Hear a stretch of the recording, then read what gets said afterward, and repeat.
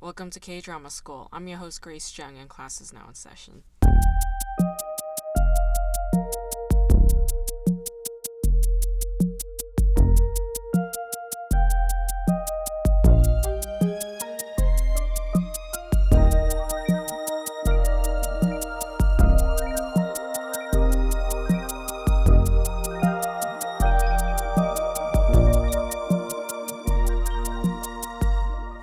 Today's K-drama is called The Interest of Love. It stars yeon-seok, Moon Ga-young, sae-rok, and Chung Ga-ram.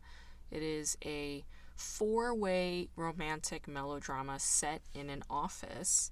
And one of our listeners asked me to cover this show, and I'm glad she did because I enjoyed the show. But it's definitely the kind of show I would have overlooked. Because the thing is, anything with yeon-seok, I don't really watch them. I don't think it's because he's a bad actor. I think as an actor he's just fine, but that's the thing, he's just okay. Like, he doesn't come off as particularly good looking. He's like not really my taste. He's just a very ordinary actor. I don't find his performance to be like going above and beyond, the kinds of performances that I've seen. I guess he just doesn't impress me. I don't know what it is, but I don't take to him.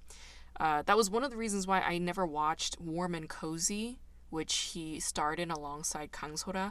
It's like one of these shows that I would have watched because the Hong sisters wrote it. It's set on Jeju-do, but I wasn't into it at all. I think I stopped watching after like the first 15 minutes. But then this show has Moon Ga-young, who I'm like, what is her deal?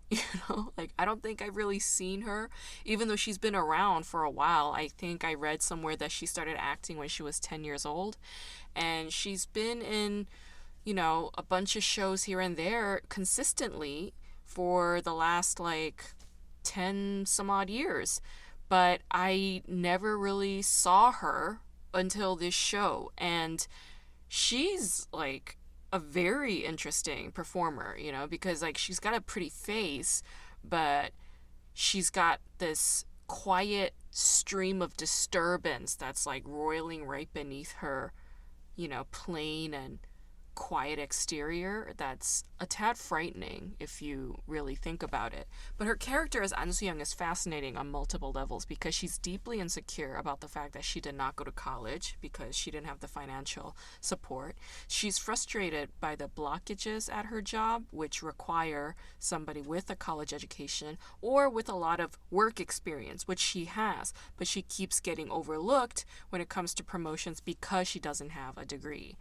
And then that insecurity about her lack of education and her lower status at the bank sort of plagues her love life as well. For instance, when she sees Ha Sang-soo hesitate right before coming to meet her at the restaurant, like, she just drops him immediately, right? Like, she doesn't think twice about it. She's just like, girl, bye, disappears, and then immediately starts dating somebody else, right?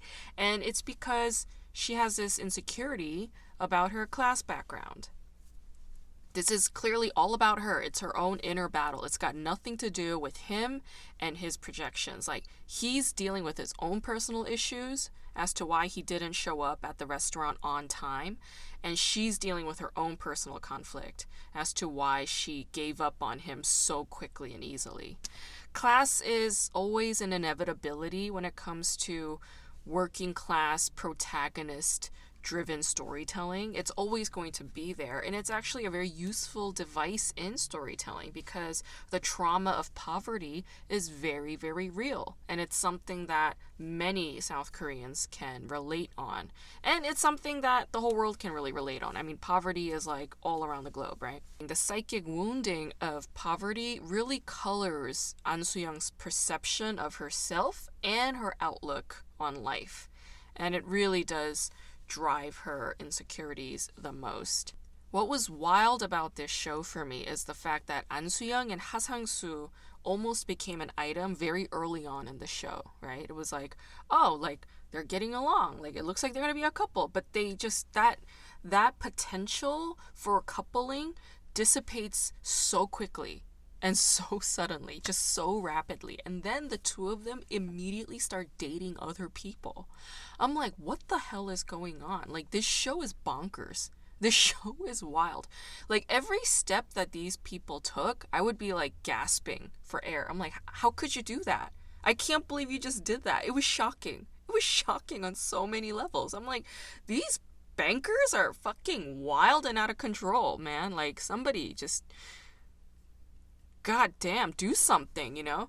Usually in K-drama love square situations that involve two couples, it's like, okay, you have the main couple, right? Like the heart center, and then you have the side couple, but then like one of those couple pairings, like they're just not interested in each other at all. That's the example that we get in What Happened in Bali. Like, you know, like that guy is, was it Chang Jae-yeol and that other chick, the rich girl, like they did not like each other at all. It was very obvious, you know. But like in this case, it's like, no, these two other couples, like they do kind of like each other. Like this is actually a romantic thing. It's not ideal by any means, but they do like each other and they are in a relationship. And that's when the emotional stakes get risen. It's like, holy shit, like the two that are supposed to be together are not.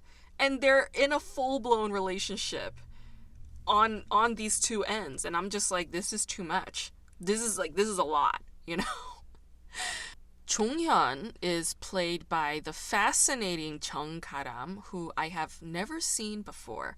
I saw him very briefly in When the Camellia Blooms, because he plays the older version of the little boy, the son in that show.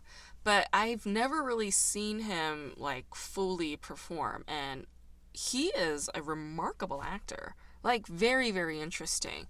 I was heartbroken multiple times by this particular character, the character of Jonghyun. Like early on in the show, when An Soo-young is having a bad day and she goes upstairs to the rooftop, he joins her and he gives this beautiful monologue, right? Where he says to her, like, 5 years from now, you're going to be so much brighter than you are today. You know, and he says like, oh, like even though I have to go and get people coffee and I have to pick up trash and people look down on me, I don't feel sorry for myself one bit because I have a goal. I'm very clear on who I am and what I'm going to be. And I'm just like, oh my God, like that speech made me bawl my eyes out. I was like sobbing while watching this scene because it's so optimistic and it's so pure. It's so full of youthful passion and it's so naive and it's so obvious that this is gonna come shattering to pieces very soon because it's like, oh, this show, this monologue, this very positive monologue is coming very early on in the show. All that means is some shit is gonna hit the fan and this guy is gonna get torn apart, and he does. Like, Jonghyun, of all the characters on this show, Jonghyun goes through the most heartbreak. Yeah, I felt the most sorry for Jonghyun more than anybody else on this show, you know? Because, oh my God, this dude, this poor kid, you know? He's got this, like, beautiful, pure heart and vision for his life and for An Soo-young, but then she just does him really dirty, right? And he himself ends up becoming a scumbag. Like, unwittingly he becomes a scumbag because he's depending on his girlfriend for financial support, right? Like, she gives him a place to live, you know, she lends him money for his father's second surgery. Like, this guy is just like so tragic on so many levels. And what does that say about masculinity in a contemporary urban society, right? Because after he and An Soo-young go on a date and they decide that they're gonna start dating, he immediately ghosts her. Like, immediately. It's just like instantly, like, they break up. And she's like, what the hell? Why? And he can't even tell her, right? And when he finally does, she's like, I mean, that's not your fault, you know? And she really goes above and beyond with her generosity to a point of, it's like, no, girl, like, you need some boundaries because this is too much, you know? Like, this is too big of a cross to bear. He was doing the right thing. He was doing the responsible thing. Like, it's so funny, like, the timing on this because Just the other day, I was at a birthday party. It's a friend's girlfriend's birthday. And I went to the house thinking that it was a shared unit, that I thought the couple was living at this beautiful house together. But no, it's just the girlfriend's house. So I asked my friend, I was like, why don't you live here with your girlfriend? And he was just like, he made up some excuse that made no fucking sense. He's like, well, I just have too much stuff. I'm like, this place is huge. Like, you don't have that much stuff. Like, you live with roommates. I doubt you have that much stuff. And then another mutual friend of theirs, somebody I don't know, but she was like, oh, I have a theory about that. And she was like, I think it's because he doesn't feel financially secure enough to move in with her just yet. Like, he doesn't think he could contribute as much to the housing situation because she makes more money than he does. And he just doesn't want to depend on her in that way. And I was like, oh, well, if that's the case, then that's totally understandable. And it's also understandable why he would want to hide that. And it's understandable why he would want to do the right thing. Like, he's trying to do the responsible thing by not moving in with her when he is not ready to, right? Like, financially, he's not ready to. Because finances are that's a reality. Finances, that's a reality. And the show was set at a bank. You know, the theme of class differences and money and financial insecurities, like, that is all there, right? But in Jonghyun's case, he just, you know, goes against his own instincts and he moves in with her. And yeah, like, it does sort of taint their relationship. That unequal dynamic, it does influence their relationship, and it stays all throughout. Like, no matter how much he tries to do right by her, you know, no matter how much he tries to show his commitment to her, this financial imbalance does color the relationship greatly.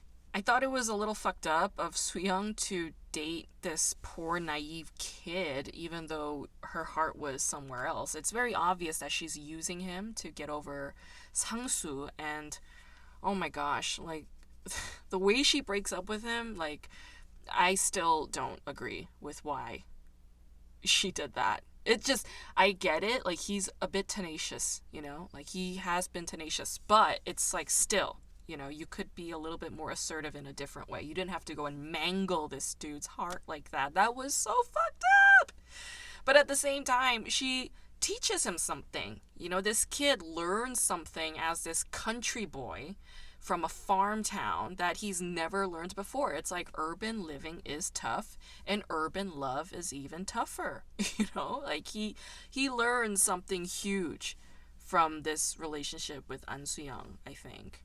And the way that he just tries to give up on his dreams so quickly after giving her that gorgeous monologue, which came from his lips, right? And he just immediately gives up on the dream, like, the moment she breaks up with him. I thought that was just like, come on, dude. No. Like, the message here is self-love is top priority. You know, love yourself above all else.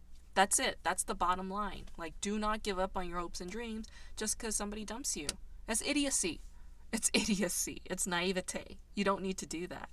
An Soo-young is a very self-destructive person, and I think this self-destructive tendency stems from her own lack of self-love. So she's sort of struggling with the same thing. She's just as insecure and full of shame when it comes to her lack of education and her lower middle class background. She's also stuck in the past.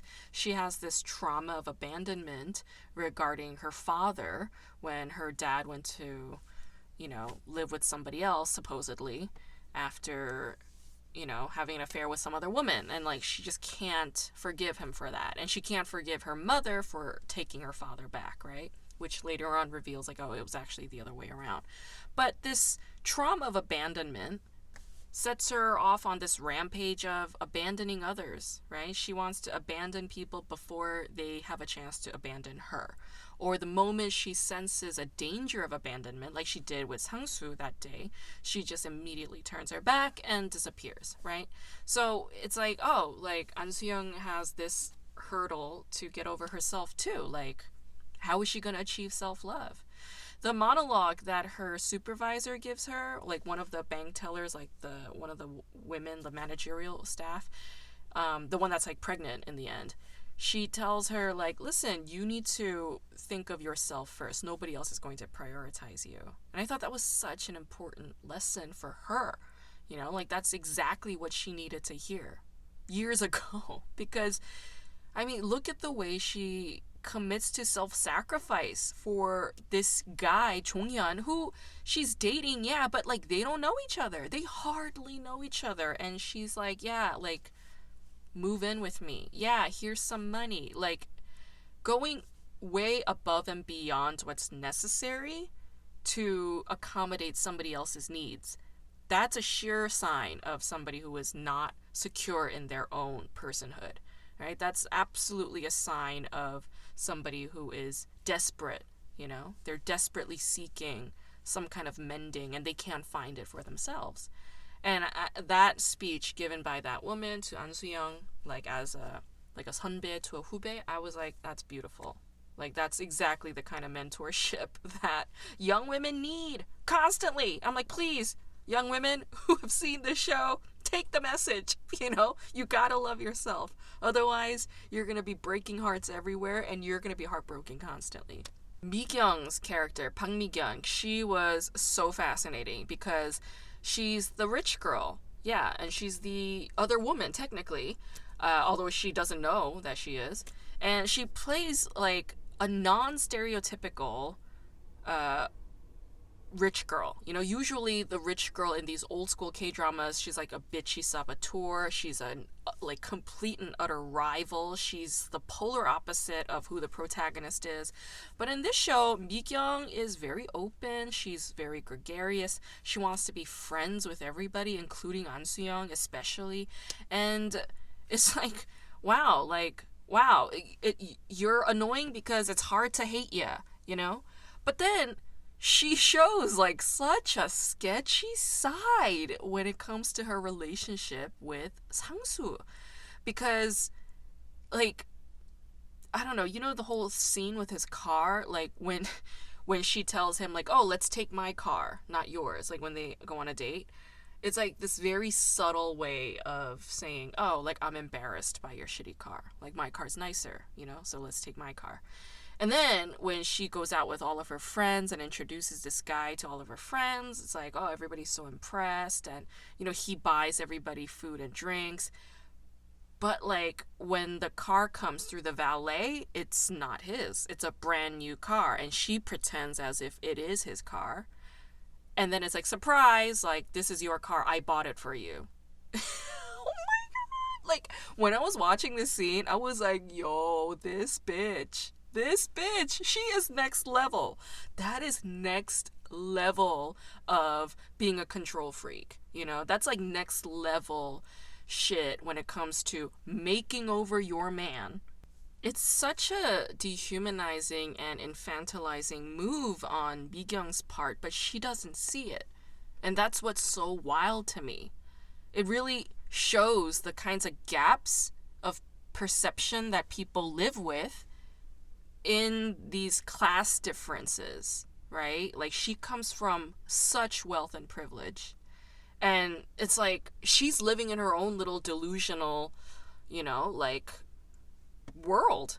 Just as much as Jonghyun is, you know? Like, Jonghyun, he comes from the shits, you know? So poor, but very hardworking and very naive and fully believes that he can get there very easily. But no, he doesn't account for all this other bullshit that, you know, that brings him down. The two of them are extremely naive, actually.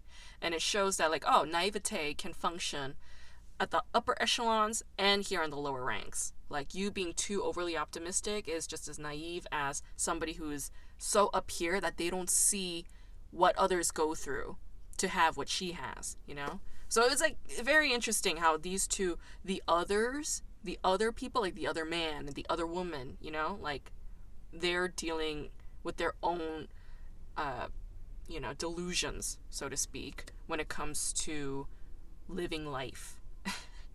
and that does impact their love life. In any case, I thought that car thing was such a brilliant way to showcase Mi-kyung's flaws. You know, like this is like a very clear and perfect way to demonstrate, oh, like Mi-kyung has all these positive aspects and qualities about her, but she's also just as capable of being inhumane as her father, somebody she's very critical of, right? And that's why at the end of the show, she tries to make nice with dad, right? Anyway, I thought that was fascinating. I would qualify this show as a very chewy melodrama. Like, watching the show, I was like, oh, there's like substance here, you know? It's like my mouth is full. Like, I got stuff to chew on. This is of substance. This is entertaining, and it's like tingling my brain, and I am emotionally connected to it. It's such a melodrama through and through, and there were so many moments of tearfulness and emotionality, but also like profound breakthroughs. And there's just so much tension between all the characters. The emotional stakes are pretty high given the love square situation. And I just haven't seen a romantic melodrama that is this entertaining in a really long time. So I fully appreciated The Interest of Love.